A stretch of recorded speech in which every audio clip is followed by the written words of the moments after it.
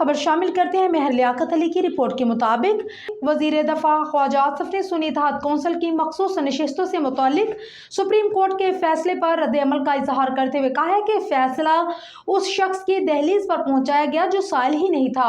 Home delivery की गई। सियालकोट में मीडिया नुमाइंदगान से बातचीत करते हुए ख्वाजा आसिफ का कहना था कि आला तरीन अदलिया के बारे में गैर जरूरी बयानात से गुरेज करता हूँ, लेकिन आइन की सरबुलंदी के लिए किरदार अदा करते रहेंगे।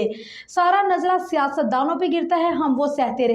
लोग फांसी लग गए और इंसाफ नहीं मिला। 2-2, 3-3 नस्लों से लोग इंसाफ के मुंतजिर हैं।